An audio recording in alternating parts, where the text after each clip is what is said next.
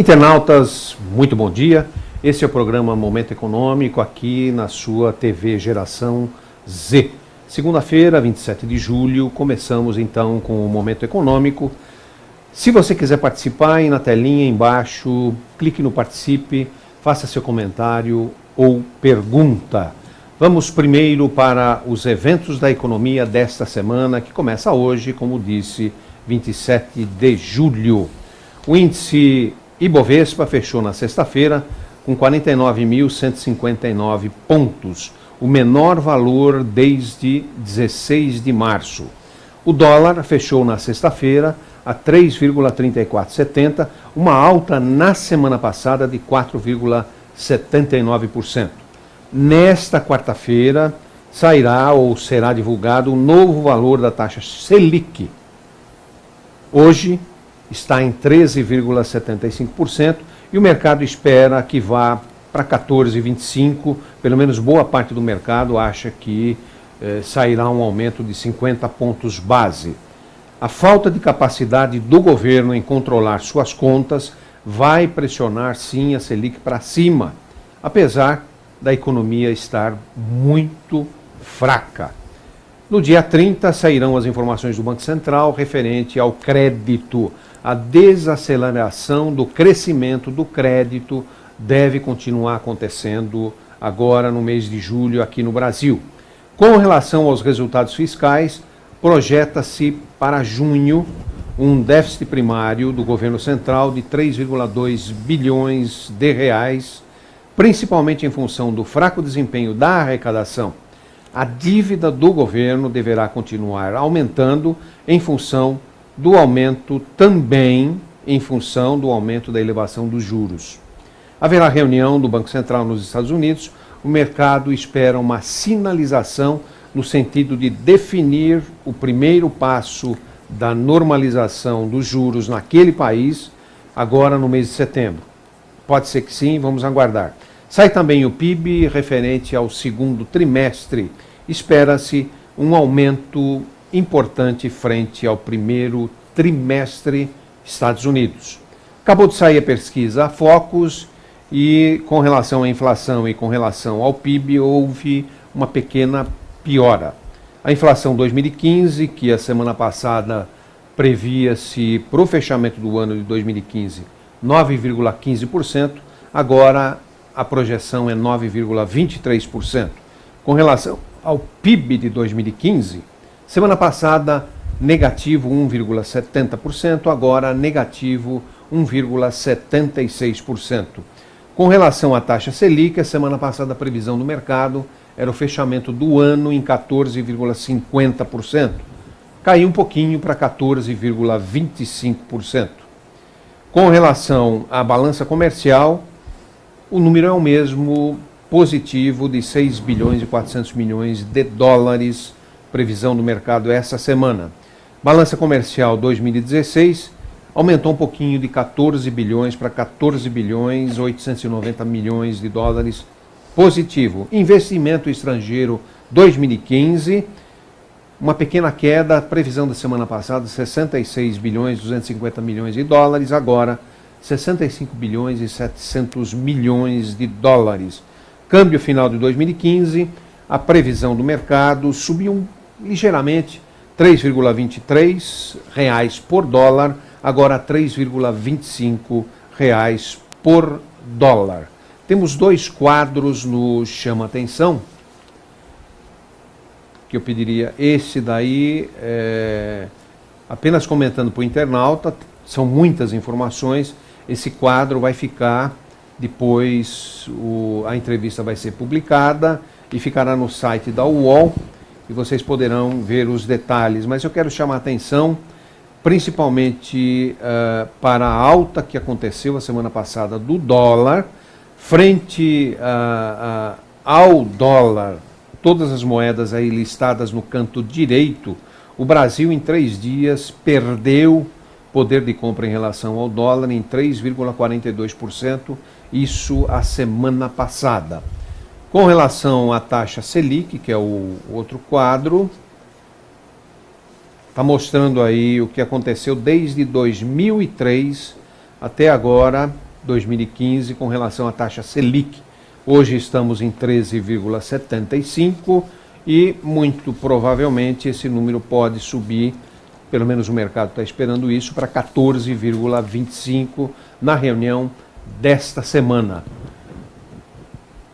Também nos chama atenção, eu trago algumas informações que eu já passei para o internauta alguns meses atrás, mas são totalmente válidas. E a fonte é Ministério do Planejamento, Instituto Trata Brasil, Tribunal de Contas da União, Organização Mundial da Saúde e Organização para o Desenvolvimento Econômico, OCDE. A máquina pública em 2002, aqui no Brasil, nós tínhamos 910 mil servidores públicos federais. Hoje temos 1.200.000 servidores públicos federais, um aumento de 2002 até 2015 de 30%. Em 2002 nós tínhamos 106 empresas públicas federais, hoje nós temos 143, um aumento de 40%. Despesa com a folha de pagamento anual do funcionalismo público federal, governo Fernando Henrique Cardoso, 44 bilhões, com a Dilma, 79 bilhões de reais. Os números de 2002, é importante o internauta saber, foram atualizados pela inflação de 2002 até 2015. Portanto, comparando o que era a folha lá em 2002 no Fernando Henrique com a Dilma agora, um aumento de 77% real no período. Governo em falta. 50% da população mora em residências no Brasil sem esgoto e 34 milhões de pessoas vivem em residências sem água tratada. A educação, o Brasil investe pouco na formação dos jovens. Dados em dólares e anuais, Estados Unidos investe na educação dos jovens 13.100 dólares, a Alemanha 9.300 dólares, a Polônia 6.400 dólares, o Chile 5.400 dólares e o Brasil 3.000 dólares. A saúde, a oferta de serviços à população brasileira é escassa. Leitos hospitalares por 1.000 habitantes em alguns países. Japão são 14 leitos a cada 1.000 habitantes, Alemanha 8, China 4, Brasil 2,4. O nosso estado está inchado, segundo Steve Kellman, que é professor da Harvard. Há 3 grandes verdades sobre o tamanho e papel do Estado no mundo e no Brasil também. O primeiro, o Estado deve ser um indutor do crescimento econômico, deve favorecer o crescimento econômico. O Brasil, nesse item, não está bem. Créditos subsidiados para alguns setores e sem critérios muito claros, além de incentivos a setores específicos e não a toda a economia. Segundo, o Estado deve incentivar a redistribuição de renda e reduzir as desigualdades. Nesse quesito, 2 pontos que eu já citei aqui nesse chama atenção, a questão da educação e a saúde estão muito ruins no Brasil, em especial para a população de baixa renda. E terceiro, o Estado é um regulador do mercado, deve ser um regulador do mercado. O Brasil, neste campo, também não está bem. A percepção é de que as agências reguladoras, principalmente no governo Lula e Dilma, são órgãos subordinados ao governo, o que inibe bastante os investimentos aqui no Brasil. Queridos internautas, hoje nós vamos entrevistar a Gleides Chueri Ferreira, que é gerente da NK Contabilidade e diretora da ANEFAC, que é a Associação Nacional dos Executivos de Finanças, Administração e Contabilidade. Gleides, muito bom dia.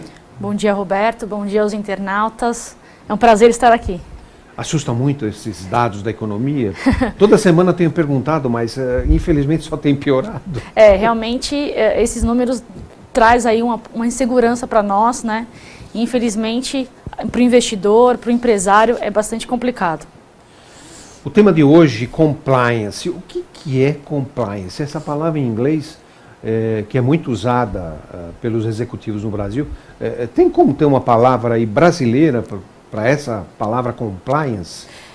A tradução mais tênue para compliance seria integridade, né, o cumprimento de todas as normas e regulamentações da entidade e também regulamentações de um país, efetivamente. Quer dizer, então, que aproximaria mais para essa palavra compliance seria integridade. Exatamente. E como é que nós estamos com esse item compliance no Brasil? Recentemente teve uma lei aí que está vigindo. Como é que está tudo isso? O compliance no Brasil, ele começou a ser falado em compliance em meados dos anos 90. Né?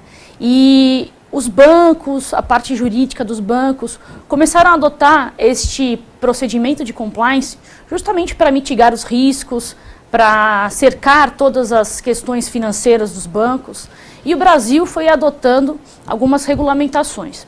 Lógico que isso foi um compêndio internacional em que na ONU, né, os países se comprometeram a estabelecer leis que pudessem ajudar e a mitigar riscos de corrupção e de integridade dentro dos países e também nas empresas, efetivamente. O Brasil está caminhando aí a passos curtos, mas com essas novas leis de anticorrupção, os decretos que estão sendo implementados no país, o Brasil está começando ainda a trabalhar essas leis. Né? Tem uma pergunta aqui que não sei se ela está tão correta. Quais os tipos de compliance que existem? Existem vários tipos? Exatamente. Ou é um só? Sim, existem alguns tipos de compliance que estão dentro de um guarda-chuva, vamos dizer assim.